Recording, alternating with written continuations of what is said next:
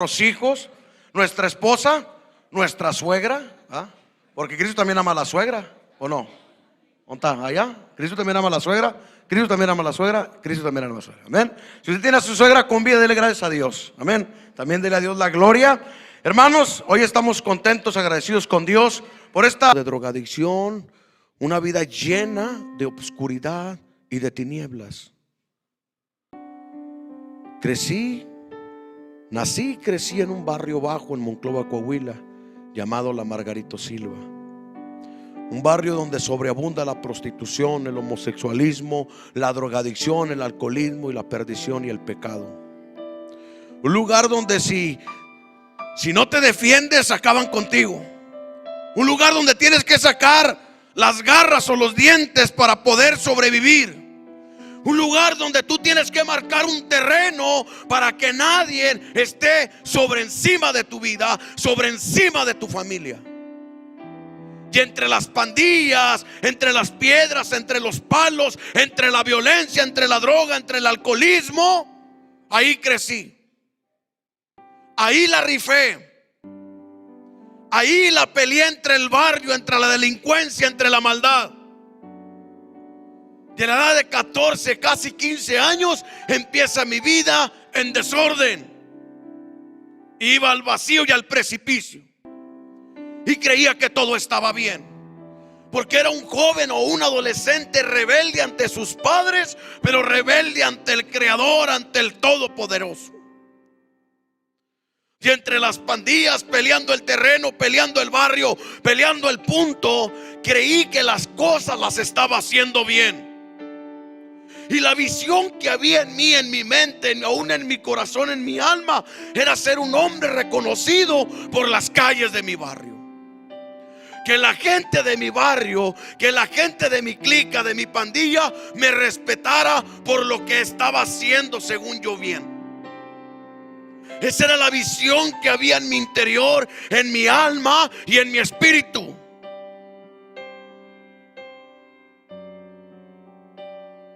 A la edad de 17 años, saliéndome de la universidad, conocí gente que no debí de haber conocido. Me uní a gente que no debí haberme unido.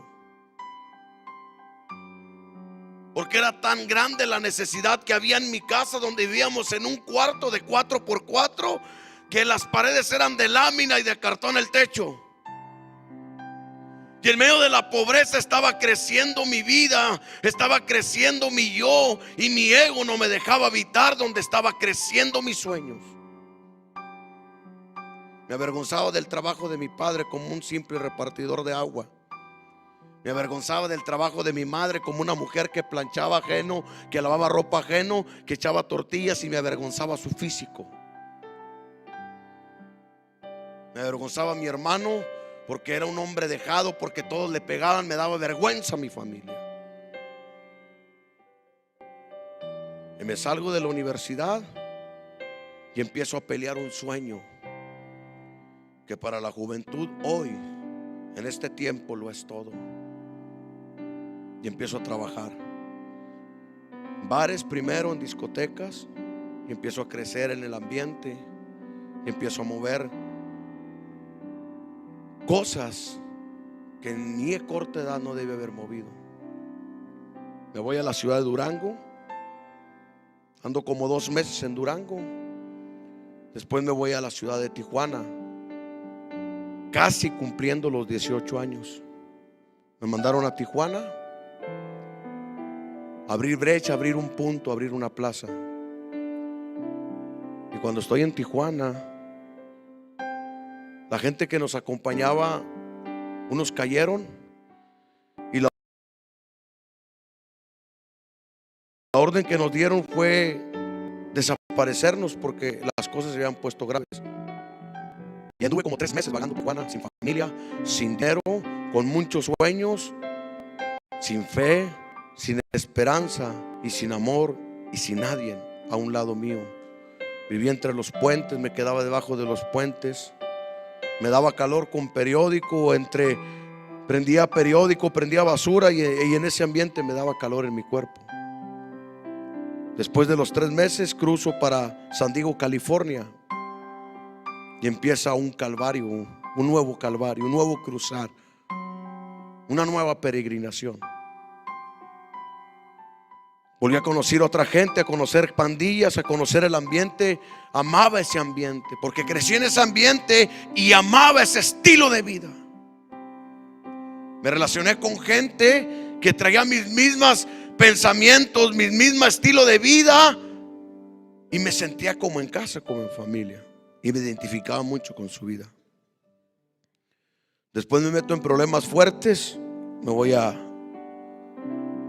San Marcos, otro condado más adelante de San Diego, y pasa lo mismo entre las pandillas, y me voy a Los Ángeles, California. Ya tenía 18 años. Para esto ya conocía varias pandillas con las cuales había participado en felonías o había hecho maldades. Y entre las pandillas hay códigos que tú no puedes violar. Entre las pandillas hay pacto que tú no puedes violar. El que ha andado entre pandillas entiende el lenguaje el cual estoy hablando. Y en medio de esos pactos, en medio de esos códigos, por cruzar de frontera a frontera, fueron violados de mi parte hacia la pandilla con la cual había hecho pacto. Ya las pandillas ya eran contrincantes de mí, de mi persona, y tenía que estar huyendo y ahora peleando en contra de ellos. Ya casi teniendo 2 años en Estados Unidos, tuvimos un pleito muy fuerte que penetró mi vida y mi ser y mi alma y mi corazón. Que la mejor solución era correr de ese lugar, huir de ese lugar. Pero el instinto de pandillero, el instinto de hombre entre la selva, entre la jungla, no me dejaba hacer eso. Salir huyendo como un cobarde. Y aguanté todavía unos meses. Después de 2 años tuve que regresarme porque mi madre se encontraba enferma, y mi abuelo estaba ya por partir, por morir.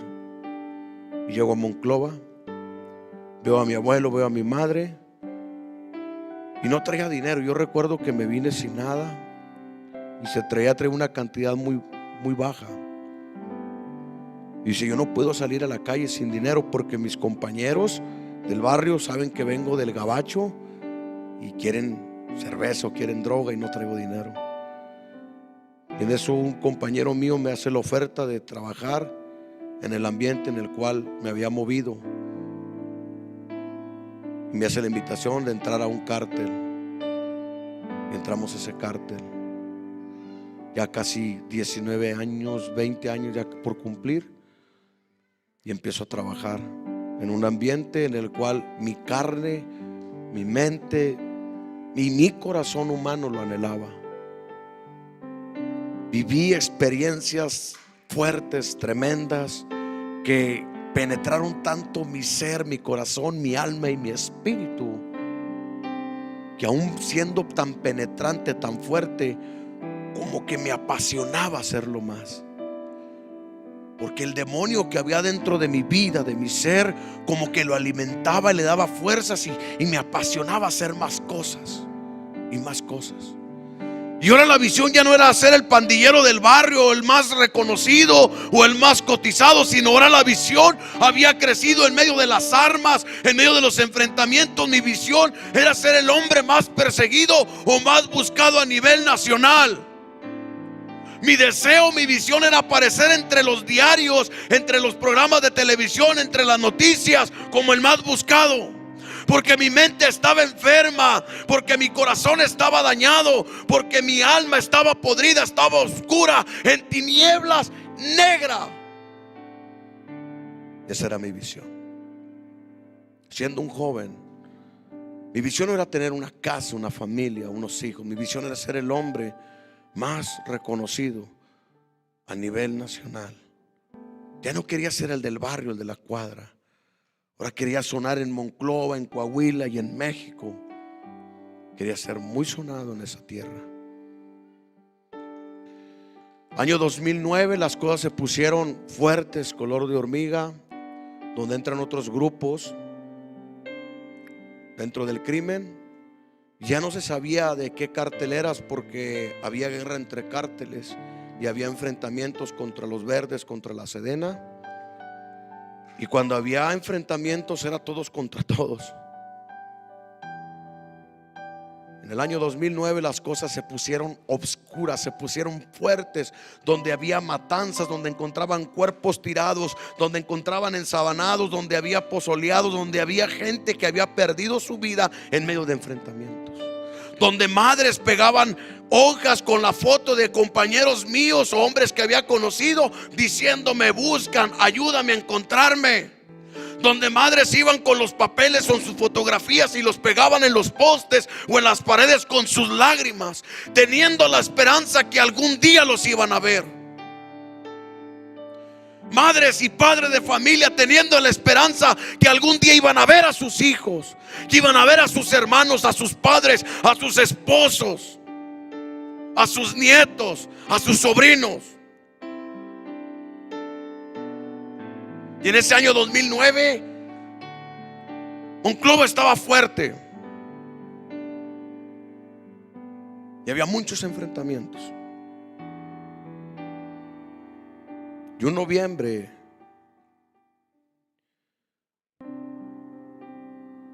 en los últimos días de ese mes, tuvimos la participación de estar en un enfrentamiento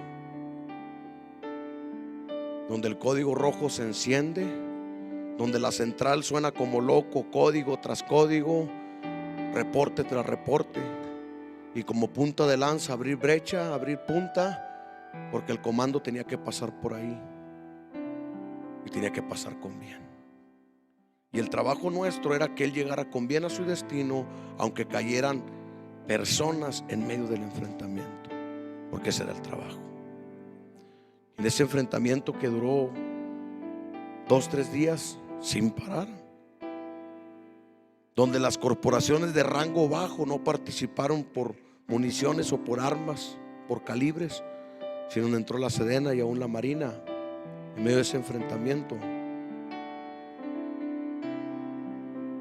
en el cual participamos. Mirábamos cómo camionetas nuestras y de otros quedaban estampadas entre los postes, entre los camellones, entre las brechas. Y nosotros, la gasolina iba bajando y ya no había parque. Para ese entonces yo era adorador a la muerte, a la santa muerte, al ocultismo, y había pactado con ella con sangre, y ya había tenido otras participaciones similares a esa, pero no había sentido tanto miedo en mi carne y aún en mi espíritu como ese día. Y yo le oraba, o yo le pedía a la muerte protección, y le decía: si tú me guardas, si tú haces esto, yo me voy a casar contigo. Ya no va a ser un pacto simple de sangre. Yo te prometo que si tú me guardas, yo me voy a casar contigo. Y haré una boda, y llevaré grupos, y haré un pacto de vida contigo. Pero aún así me sentía vacío y con temor, y no sentía la cobertura que la muerte anteriormente nos daba en protección. Que sin saber que detrás de esto estaba una madre intercediendo, llorando, clamando por su hijo que se encontraba dentro de esta vida criminal. Para mí la adoración al ocultismo, a la muerte, era lo máximo, porque yo me sentía protegido, me sentía lleno, me sentía pleno. Pero ese día me sentí vacío, me sentí solo, y yo le decía a la muerte: tú no eres nada, porque no te siento hoy. Y en mí había un temor, un miedo en morir, porque sabía que existía un infierno, porque sabía que existía un diablo, porque sabía que existía alguien que eternamente me iba a hacer sufrir, porque también sabía que había un Dios viviente que podía perdonarme y que me amaba con amor eterno. Y cuando clamo a la muerte, cuando oro a la muerte y me sentía vacío en mi corazón, empecé a clamar a muchos santos, a muchos, pero no miraba respuesta, no miraba solución, no miraba nada.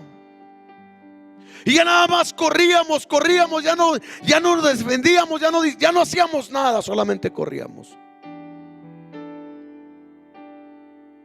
Y ahí en mi espíritu, en mi corazón, dije: falta uno, y a ese le voy a pedir. Y es el que yo le pedí. Yo no le dije el Shaddai, el Todopoderoso, el gran yo soy. Yo no le dije así. Yo le dije: mi Chuy el güero, mi barbas de oro, si tú realmente existes, sácame de esta situación. Y si tú me ayudas, y si tú me sacas de esta situación, yo te prometo que seré diferente, que viviré diferente y que te voy a servir. Yo pacto contigo que si tú me salvas, que si tú me guardas, que si no pierdo mi vida, yo te voy a entregar mi corazón. Porque había un hermano que me hablaba de la palabra y me presentaba a Jesús como un Dios de amor, como un Dios de misericordia, como un Dios que extendía sus brazos para amarme, para consolarme, para perdonarme. No me lo presentó como un Dios con un martillo para quebrarme, para romperme, o con una espada para despedazarme, sino me lo presentó como un Dios de amor y de misericordia. Y sí, recuerdo que en medio de ese enfrentamiento, cuando yo hago esa oración simple, corta, pero pudo tocar el corazón de Dios, impactan a mi compañero, el que iba manejando, y antes de estamparse la camioneta, un instinto me hizo abrir la puerta y tirarme de la camioneta. Y caí como en un barranquito, y allí me postré nuevamente y le dije: perdóname, ayúdame, dame esquina, hazme el paro, yo quiero volver a nacer. Si tú me das la oportunidad de volver a nacer, yo te prometo que ya no me voy a drogar. Yo te prometo que ya no voy a dar problemas a mis padres. Yo te prometo que te entregaré mi vida. Yo te prometo que haré lo que tú me pidas y me mandes a hacer. Y en ese momento caí postrado en ese barranco y sentí como que algo me acobijaba, como que algo me abrazaba. Y empezaban a pasar muebles, y empezaban a pasar, y se oían gritos y gente corriendo, y decían: aquí tiene que estar, aquí lo tenemos que encontrar. Se habían percatado que faltaba un hombre en ese mueble, se habían dado cuenta que faltaba una persona en ese mueble. Y sentí un miedo y decía: me van a encontrar, me van a encontrar. Pero había una voz interna en mi alma que me decía: no te preocupes, yo estoy contigo, yo te voy a guardar, tú no estás solo. Y lo que hice, me acurruqué y empecé a llorar internamente, que las lágrimas internas salieron de mis ojos. Y empezaba a balbucear como un niño. Y vi que la mano de Dios se había extendido sobre mi vida. Después de cierto tiempo, ya sin escuchar ruido ni nada, yo me levanto y miro hacia los puntos para donde iba a agarrar, y camino y salgo por una brecha y llego a casa. Y antes de entrar a casa había un folleto tirado, y me llamó la atención porque ese folleto era un hombre donde la mitad de su cuerpo era la bandera de México y la otra mitad era la bandera de Estados Unidos, y decía: el adicto sí cambia. Y yo recojo ese folleto y veo la portada, me encantó, me gustó ver el título, y lo empecé a leer el folleto. Y miré una persona mal cambiada y mal vestida, andrajosa, y en otra foto miré una persona cambiada totalmente, su mirada, sus facciones y su vestimenta, todo totalmente. Y yo agarro ese folleto, y cuando entro a casa donde vivía con mi madre, con mi padre y mi hermano, estaba mi madre postrada clamando al Señor. Y cuando yo la toco del hombro, ella empezó a dar gloria a Dios y a decir: sabía que lo traerías con vida. Yo sabía que lo ibas a traer con vida. Yo sabía que tú lo ibas a guardar. Yo sentía que tú estabas en medio, Señor. Gracias, Señor, porque lo has traído a casa. Porque cuando salía de casa duraba semanas y aún meses fuera de casa. Y a mi madre le decían: un día te lo van a entregar en pedazos, un día te van a traer la cabeza en una caja, un día no lo vas a ver. Pero a ella le habían dado una palabra de parte de Dios, que Dios iba a transformar mi vida, que Dios iba a cambiar mi vida, que Dios iba a darle un giro a mi vida. Y en ese momento mi madre se levanta y me da un abrazo, y saco el folleto y le digo: jefa, aquí dice que aquí están cambiando a los marihuanos. Yo quiero cambiar. Yo ya no quiero manchar mis manos de sangre. Yo ya no quiero andar entre las pandillas, entre las drogas, entre los psicotrópicos. Ya no quiero hacer maldades. Y mi madre, llorando, dijo: realmente Dios ha sido bueno contigo. Y me voy a la ciudad de Saltillo, Coahuila, a un lugar llamado Clamor en el barrio, que hoy se llama Cristo Vive. Y tuve la bendición de tener una plática profunda con el pastor Carlos Pacheco. Y me pregunta que quién era y por qué iba, y le empiezo a platicar y a dar testimonio. Me dice: eres un propósito de Dios. Tú eres un propósito de Dios. Y ora por mí. Me dice: ¿quieres cambiar? Le dije: totalmente. Yo quiero ser una persona nueva. Yo quiero ser un hombre totalmente cambiado. Yo quiero ser un hombre con sueños. Ahora sí tenía hambre de una familia y de conocer mi sangre, porque en mi mente habían cambiado los pensamientos. Y estoy en ese lugar. El plan para poder cumplir tu salida eran 3 meses. Pero desde los 15 días Dios vio mi corazón y Dios vio en mí una pasión hacia Él, que los primeros 15 días interno en ese lugar me permitió dar testimonio en el culto de internos, donde éramos más de 500 internos. Estaba compartiendo el testimonio. Y al mes Dios me dio la oportunidad de dar testimonio en toda la congregación. Más de 3,000 gentes dándole testimonio de Dios, de su misericordia y sus maravillas. Amado hermano y hermana, cuando cumplo el programa de 3 meses, yo no quise irme, sino me metí en un ayuno y en un clamor a Dios, pidiéndole que Él me enviara a donde quería que le sirviera, porque mi vida estaba completamente entregada a Él, mi corazón estaba entregado a Él. Yo le dije: Señor, donde tú me envíes. No tengo esposa, no tengo hijos, a donde tú me quieras llevar. Un mes orando y ayunando, y casi a los 4 meses el pastor Carlos me llama a su oficina. Y cuando entro a su oficina, estaba él, estaba una jarra y 4 hombres. Y me dice el pastor: Figueroa, Dios ha escuchado tu clamor. Y hoy hay una palabra de confirmación para tu vida. Y cuando esa palabra, amado hermano, pegó en mi corazón, pude sentir la presencia y la gloria de Dios ministrando mi ser. Y dice ese hombre de Dios: quiero orar por ti, te voy a bendecir, porque Dios me ha dado una palabra que tengo que darte y es necesario que la sepas. Y empiezo a orar por mí y me unge, y los hombres empiezan a declarar bendición. Qué hermoso sentir la cobertura pastoral y de tus líderes. Es precioso sentir la cobertura del Padre espiritual y de los hermanos mayores espirituales. Es precioso sentir esa cobertura aquí en la tierra. Yo sentía las manos de mi pastor y de los líderes, y cómo oraban por mí. En una de esas dice el pastor: ponte de pie, porque Dios te va a hablar.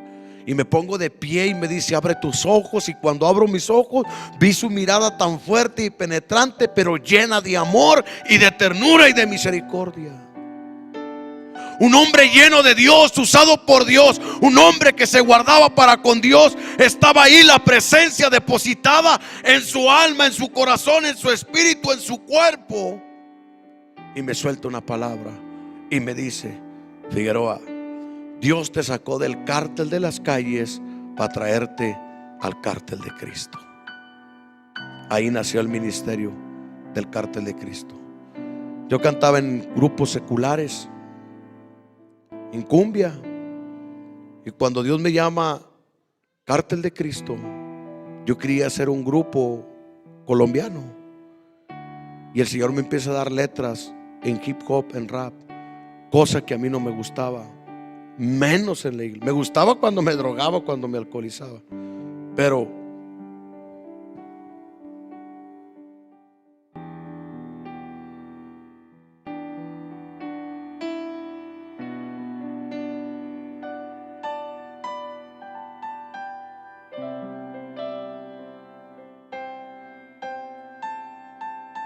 gloria a Dios.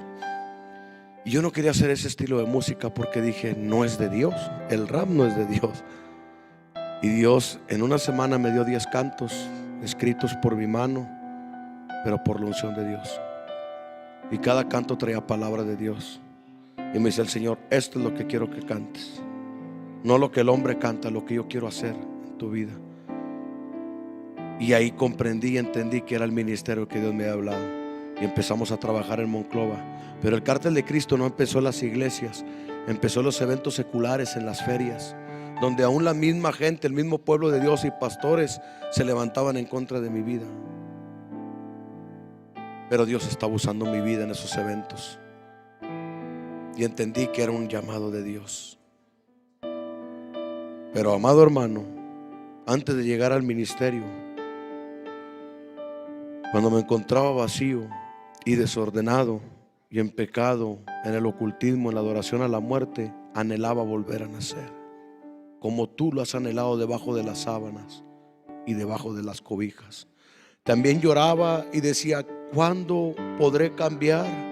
¿Cuándo seré una persona nueva? ¿Cuándo lograré ser alguien en la vida?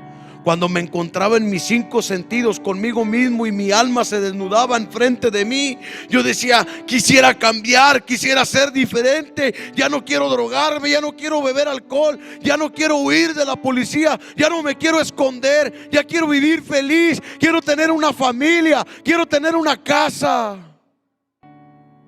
Y anhelaba volver a nacer. Pero era imposible entrar al vientre de mi madre y volver a nacer, como Nicodemo le dijo a Jesús en su pregunta.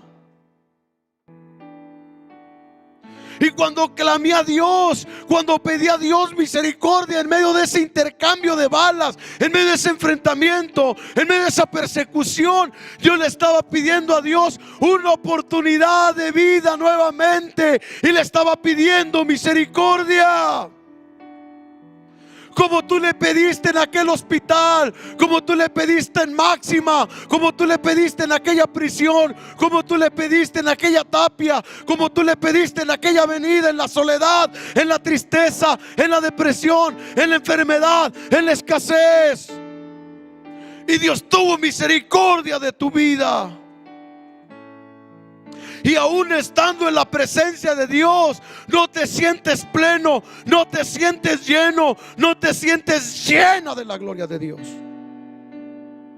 Porque sabes y sabemos que hay cosas que tenemos que enderezar. No somos los buenos esposos o esposas. No somos los buenos padres o hijos. No eres el buen hermano en sangre, en carne, ni espiritual. Tenemos cosas, aún todavía estando en el Señor, que tenemos que dejarlas atrás y volver a nacer. Para el hombre que anhela una vida diferente, que ha llorado bajo las sábanas, bajo las cobijas, pidiendo misericordia y pidiendo amor, hoy es tu tiempo. Hoy es día de tu salvación. Hoy es día de tu bendición. Para ti como congregante, como líder, como pastor, como levita, Hoy es el día en el que el Señor quiere volver a restaurarte y a renovarte, porque has sentido que tus fuerzas desfallecen, porque te has sentido vacío, vacía, solo y triste y en depresión y en desánimo.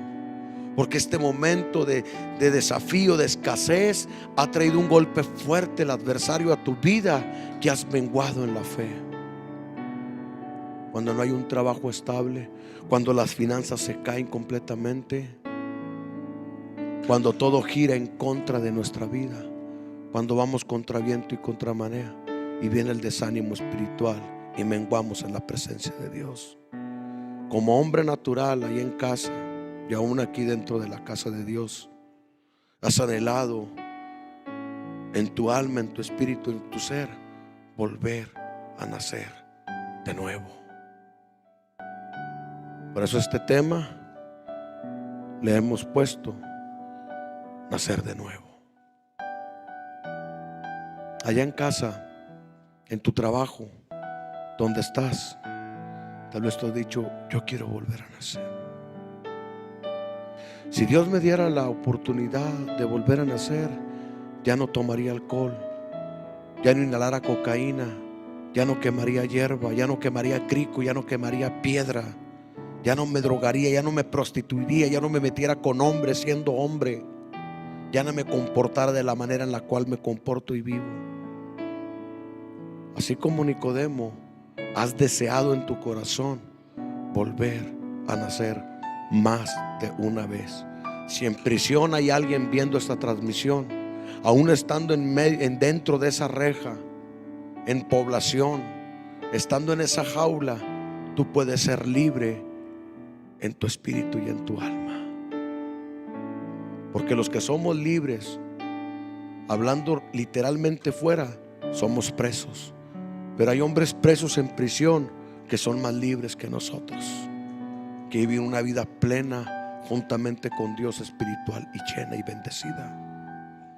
Desconozco tu nombre, iglesia, hombre que te encuentras allá, mujer, joven, adolescente.